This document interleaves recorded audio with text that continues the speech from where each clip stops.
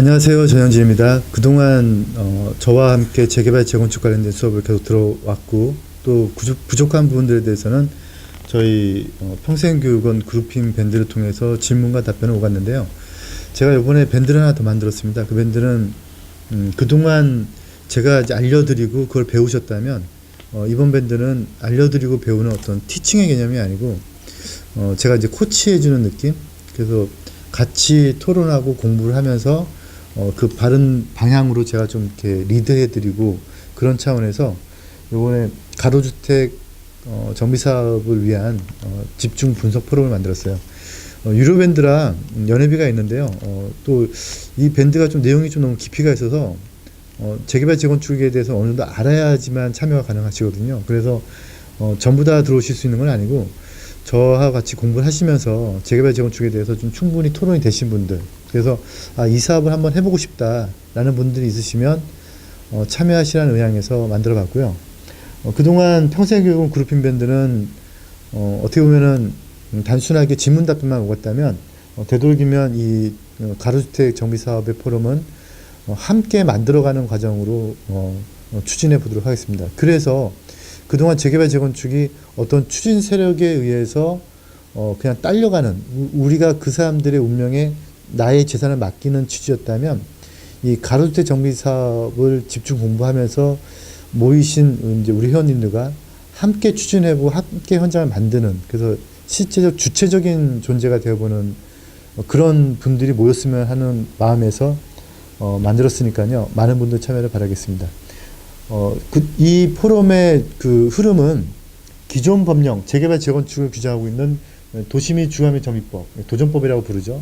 법령과 내년에 이제 새롭게 시작되는 빈지 및 소규모 정비사업법, 그래서 제가 이제 도정법 vs 수정법 이렇게 했는데요. 이 두 가지 법령을 좀 비교해 보면서 이 차이점이 어떻게 있는지, 거의 같은 사업인데 약간 좀 다른 구조를 많이 가지고 있거든요. 그리고 제가 이거를 엄마법, 이거를 아들법 이렇게 좀 많이 부르고 있는데, 엄마법이 아들을 할 때 아들이 좀 약간 좀 빈틈이 많이 생겼어요. 근데 원래 모법이 있으면 그 하위 법령은 좀 더 디테일하게 세부적으로 규정하면서 탄탄한데, 특이하게도 이 법령은 좀 모법은 되게 강한데 하위 법령은 좀 약하거든요. 이거를 저는 법의 입법자들의 실수라기보다 저는 방관으로 보여져요. 방관. 그러니까 몰라서 그렇게 만든 게 아니고 좀 개발을 좀 해봐라. 그러니까 좀 완화시켜 줄게라는 그런 뉘앙스니까요. 그래서 앞으로 저와 같이 이 도정법과 수정법의 차이점을 법령상으로 비교해 가면서 이론적 토대를 만들고, 그렇게 어느 정도 이론적 토대가 만들어지면 우리만의 간행물을 만들어 가고요. 보고서 형태가 되겠죠. 그게 이제 어느 정도 쌓이면 그걸 가지고 출간을 하고, 그 다음에 또 어느 정도 그거와 우리의 우분들이 많이 쌓이면 우리가 직접 한 지역을 골라서 추진하는 것까지 하는 게 저의 희망사항인데요. 이게 저 혼자 꾸는 꿈이 아니고 이제 같이 모든 사람들이 모여서 공부하다 보면 충분히 현실 가능할 거라고 보고 있습니다. 많은 분들 참여를 바라겠고요. 제가 매주 미션을 한 가지씩 드리면 저희 포럼 밴드 안에서는 같이 토론하고 그 토론한 내용들을 제가 다시 짚어드리고 하는 시간을 갖고 있거든요. 그래서 영상을 통해서 어떤 내용들이 오갔는지 이런 것들을 설명드리는 시간을 별도로 갖도록 하겠습니다. 도정법 vs 소정법, 저희 포럼에서 이제 진행하게 될 도정법 소정법의 차이점인데요. 이거는 제가 미션을 드리기 전에 첫 번째로 보여드린 건데, 기존 도정법하고 그 다음에 가로정비 사업이 약간 좀 내용이 많이 달라지고 있어요. 그래서 재개발 재건축 도시환경 정비 사업, 오타가 맞네요. 정비 사업 등을 규정하고 있던 모법과 도정법과 내년에 이제 출생에 새롭게 시작되는 법, 아들 수정법에 이제 비교를 해야 되는데, 이게 가장 큰 차이점은요, 모법에서 파생되어서 모법보다 더 완벽하게 나왔어야 되는데도 불구하고 부족한 모습이 수정법에 있어요. 저는 이거 실수하기보다 좀 어느 정도 밀어주기 위한 방관으로 보이거든요. 어떤 내용들이 있는지만 볼 건데요. 그 가장 큰 내용이 이번 8.2 부동산 대책에 의한 재개발 재건축 규제에서도 보이고 있는데요. 어떤 내용인지 한번 볼게요. 8.2 부동산 대책에 의해서 투기가해지구와 재개발, 투기가해지구에 있는 재개발도 재건축과 같이 조합원 거래를 막는 규정이 신설됐는데요. 이번 8.2 부동산 대책에서 재건축에서는 있었던 규정인데 재개발도 똑같이 관리처분 계획일을 기준으로 해서 조합원을 그 이후에 승계받은 사람은 제척하는 규정을 만들었어요. 재건축 같은 경우는 그 전에 기존 조합설 인가를 두고 있고요. 기존설 인가를 두고 있고요. 제가 이 자료는 저희 수준법 포럼 밴드 안에 차곡차곡 쌓아가도록 하겠습니다. 그다음에 도시환경 정비 사업과 주택 재개발 사업이 내년부터 재개발 사업으로 하나로 묶이게 되는데 그 묶이는 이유도 있다고 말씀드렸었죠. 그 내용들은 또 앞으로 더 많이 공부를 하게 될 거고요. 그 재개발 사업도 관리처분 인가일부터는 조합원 자격을 받을 수가 없죠. 근데 이 법은 부칙에서 설명하고 있는 자료인데요. 부칙에서 밝힌 바와 같이 내년 1월 25일부터 적용이 돼요. 그리고 모든 현장이 아니고 내년부터 적용되는 현장에 사업시행 인가를 받는 현장들이거든요. 그 현장들 같은 경우는 그러니까 정리해서 말씀드리면 투기 과열지구 안에 있는 재건축은 조합설립 인가일 이후부터 매수자는 조합원이 될 수 없는 제척당하는 규정이 있는 거고요. 그건 옛날부터 있었고요.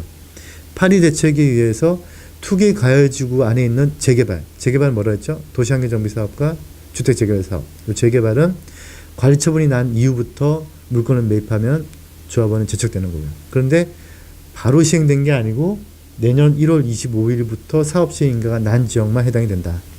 내년 1월 25일 이전에 사업시행인가가 난 지역들은 적용 배제가 되는 거겠죠. 그런데 우리한테는 더 중요한 게 제가 지금 빈집법, 소정법이라고 부를게요. 도정법과 소정법을 비교해드리고 있는데 지금 현재는 소정법이 아직 시행이 안 됐으니까 도정법 안에 그 관련된 사업들이 포함되어 있거든요. 그 포함되어 있는 법령에서 가로주택 정비 사업은 다 예외로 두고 있고요.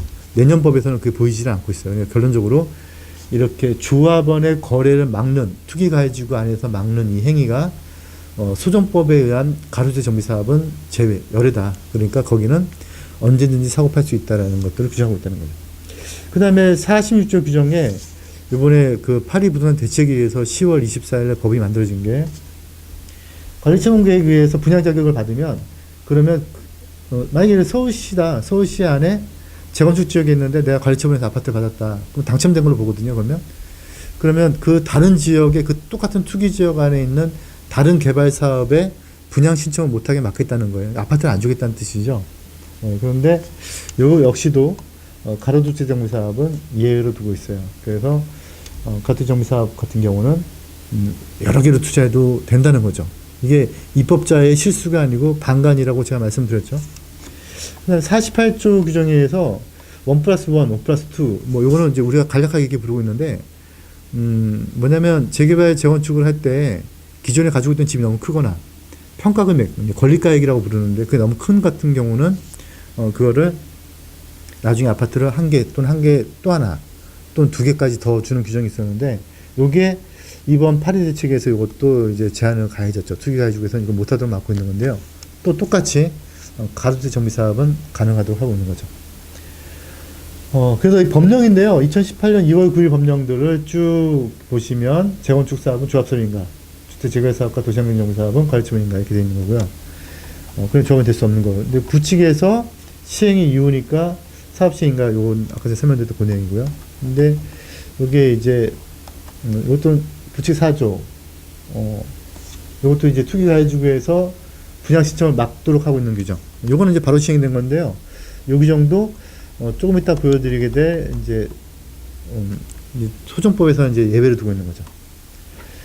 저희 포럼 밴드 회원이 토론 내용을 한번 보시면 이제 이런 질문이 올라온 거예요. 재개발 재건축 도시환경 정비 사업에서 어떻게 되는 것이냐. 근데 제가 이제 여기 답변을 한번 좀 보시면 좀 이해가 조금 어느 정도 되실 거예요. 1 재개발 지역이 있어요. 근데 거기 물건 A가 있고요. 2 재건축 지역이 B가 있어요. 근데 그러니까 1 재개발, 2 재건축이 전부 다 투기 가해지구 안에 있다. 그러면 1이 관리 처분이 됐고 2가 조합 설립가 났다면 그 다음부터 산 사람은 조합원이 안 되는 거죠. 근데 그 규정도 내년 1월 25일부터 사업 시행인가 되는 곳이다. 이렇게 이해하시면 되고요. 그다음 19조 규정인데 이게 가로주택 정비 사업은 제외됐다. 이렇게 보시면 되고요. 그다음에 또 1 또는 2에서 아파트 배정을 받으면 다른 사업장, 3사업장에서는 분양 신청을 못 하는 거죠. 이것도 이제 투기가해 주안에 있는 지역이겠죠. 그런데 그러더라도 가로주택 정비 사업은 상관이 없다. 이런 내용이 되는 거죠.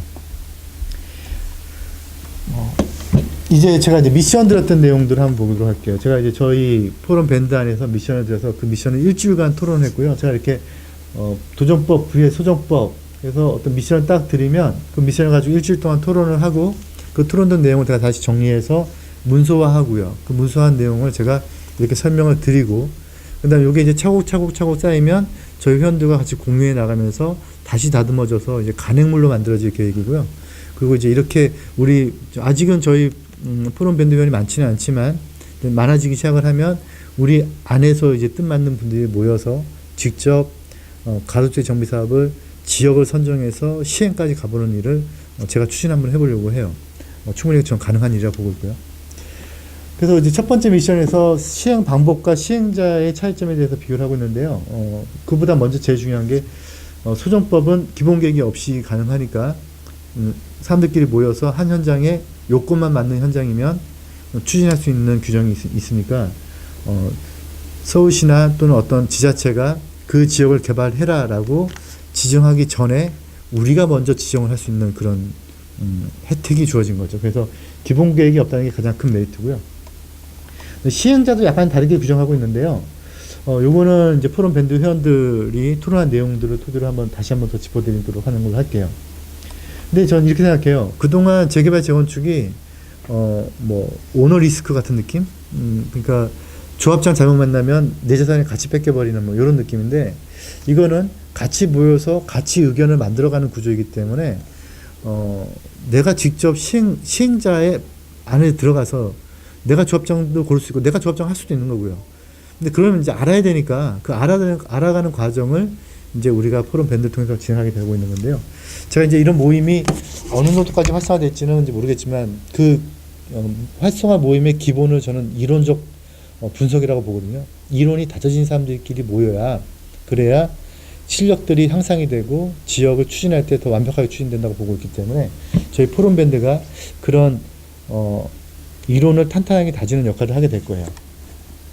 그래서 이제 우리 포럼 밴드 안에서는 도정법 내년 2월 9일 이전법, 그다음에 소정법 내년 2월 9일에 시행되는 거, 그다음에 도정법도 내년 2월에 새롭게 바뀌거든요. 도정법 세 법, 이 세 가지 법을 하나 낱낱이 뜯어가면서 어떤 차이점을 두고 있고, 그래서 소정법은 어떤 빈틈이 있는지를 찾아가는 것들을 갖도록 할게요. 도정법에서, 기존법에서는 재개발 재건축은 관리처분 방식, 그 다음에 재건축은 관리처분 방식, 환지 방식, 이런 것도 제가 본 수업에서 자세하게 말씀을 드렸었죠. 이제 생략을 하고요. 도시환경 정비 사업은 관리처분, 환지 이렇게 되어 있고요. 기존법에서는요, 여기 제일 중요한데요.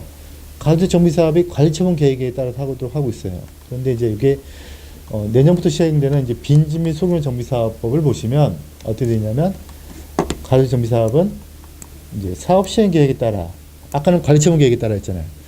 요것도 이제 좀 이따 이제 질문을 통해서 한번 보시게 될 건데, 사업 시행 계획에 따라라는 뜻은 관리처분을 하지 않겠다는 뜻이 있는 거예요. 그리고 실제로 법령의 절차를 쭉 짚어보면 관리처분이 없어요.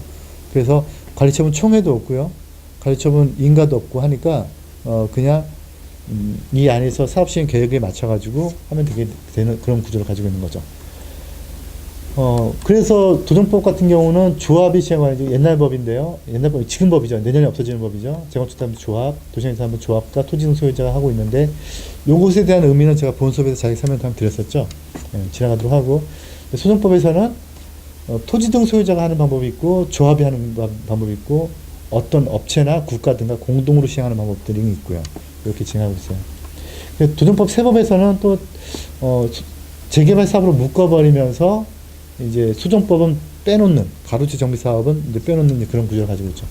좀 어려운 내용인데요. 질문 답변은 저희 포럼을 통해서 토론했던 내용들 한번 토대로 한번 볼게요. 저희 포럼 회원이 지금 질문 주신 건데, 도정법에서는 사업 시행 계획인가, 조합 분양, 그 관리 처분인가 이런데, 소정법은 사업 시행 인가를 득하면 바로 되는 거니까 관리 처분이 없다, 이런 내용들을 설명해 주신 건데요. 제가 이제 사업을 이렇게 하다 보면 이제 막 이렇게 같이 공부를 하다 보면, 요거를 알면 요 다음 걸 알아야 되고, 요 다음 걸 알면 요 다음 걸, 이렇게 한 번이 되진 않겠지만 꼬리에 꼬리를 물거든요. 꼬리에 꼬리를 물다 보면 이게 점점 탄탄하게 이론이 다져지기 때문에 이제 여러 가지 조항을 볼 필요가 있을 것 같아요. 요번에 또 질문 주신 건데요. 재건축의 경우는 건축위원회 건축심의를 따로 받아야 되는데, 요거는 도정법, 소정법의 지금 현재 다 같아요. 건축심의는 다 받아야 되고, 이건 재개발 재건축 다 같고요. 건축심의를 받아야 사업시행가를 받을 수 있게 되는 규정을 가지고 있는 거예요. 그 내용 제가 설명을 드린 거고요. 그 다음에 이게 또 다른 분이 질문 주신 건데요. 이런 내용이 있더라고요. 16조 3항에 지역 여건이나 주변 환경으로 봐서 사업 시행에 불가피하게 포함시켜야 될 경우에는 포함시킨다라고 되어 있는데, 보통 법령은 이렇게 해놔요. 몇 항에 의해서 지역 여건이나 주변 환경으로 봐서 사업 시행에 불가피한 경우는 대통령령으로 정해서 포함시킨다, 이렇게 해놓고 있는데, 얘는 그렇게 안 해놨어요. 그냥 뭐 불가피한 경우는 포함시킨다 해놓고 0이나 조례나 이런 좀 넘기지 않고 그냥 이걸로 끝나 있거든요. 그래서 이런 법령이 간혹 보이는데, 이런 것들을 저는 그냥 코에 걸면 코걸이, 귀에 걸면 귀걸이지, 그런 법령인 것이죠. 그래서 아마 0을 넘기지 않은 이유가 어떻게 보면은 좀 이게 지금 시행령에서 가로정비사업, 아까 제가 말씀드렸죠, 기본계획이 없다고. 기본계획이 없으면 주민들이 막 추진할 수는 없을 거 아니에요. 그래서 추진할 지역을 정해야 되는데, 그 추진할 지역을 요건을 시행령에서 지금 정해놨는데, 시행령이 지금 아직 공포가 안 됐어요. 근데 거기 안에는 이렇게 딱 정해놓은 게 있거든요. 어떤 가로구역으로 포함되어 있는 지역들 이렇게 해놓은 게 있는데, 근데 이렇게 하다 보면 이렇게 옆에도 좀 끼고 싶은 데가 있을 거 아니에요. 그걸 어떻게 낄 것이냐, 그거를 아직은 법에 없이 그냥 불가피한 경우 이렇게 해서 아마 건축심의에서 아마 이런 것들을 다루지 않을까라는 생각들을 좀 가지고 있어요. 그리고 또 이분이 질문 주신 내용은 뭐냐면요. 재정비 촉진지구나 해제지역, 이런 지역도 우선적으로 봐서 그렇게 해제가 되면 소규모정비사업의 값어치를 좀 이렇게 보면 어떻겠느냐. 이제 이런 질문들 말고도 질문들이 되게 많이 있으셨는데, 지금 몇 가지 좀 추려 본 거예요. 이제 그런 지역들에 대해서 먼저 추리하는 게 어떻겠는가라는 거였는데, 저희가 답변을 이제 같이 토론하는 과정이, 이게 어떤 게 답인지는 저도 아직 모르겠어요. 그런데 이런 게 있죠. 개발 사업의 시행자 입장에서 가장 중요한 사업 포인트는 결국 사업성이 있어야 되거든요. 근데 사업성이 있다는 뜻은 위치가 좋아야 된다는 뜻인데, 단순하게 위치만 좋아서 되는 게 아니고요. 기존의 땅 가격이 싸야 돼요. 기존 땅 가격이 너무 비싸면 사업성이 떨어지거든요. 그래서 기존의 저평가된 지역을 고평가로 만들려면 저평가된 그 지역이 좋은 지역인데, 기존의 지역들이 재정비 촉진지구나 유탄 지역들은 해제가 된다고 해서 가격이 떨어지지 않거든요. 그래서 아마 사업성이 오히려 나쁠 수도 있어요. 하지만 검증된 지역이니까 분양에 이런 데는 잘 되겠지만, 지금 당장 사업이 들어갔을 때는 종전자산 가격이 높기 때문에 사업 비용이 좀 커질 수가 있거든요. 그래서 우리가 이제 앞으로 이렇게 이론적인 토대를 가지고 가시다가 나중에 가서는 이제 직접적인 사업성 분석을 하게 될 건데, 사업성 분석을 하시다 보면은 꼭 눈에 띄는 지역이 좋지 않을 수 있다는 것도 염두에 두시고, 이제 그런 것들은 저희가 이제 포럼을 통해서 깊이 있게 저와 함께 이제 서로 토론과 저희 코칭과 저희 리드와 그리고 저희 그동안에 쌓아왔던 모든 그 업무의 경험들을 토대로 해서 같이 한번 새로운 현장들을 만들어가 보시면 아마 이 재개발 재건축 사업보다 훨씬 큰 메리트가 있는 것을 내년부터 아마 느끼게 되실 거예요. 감사합니다.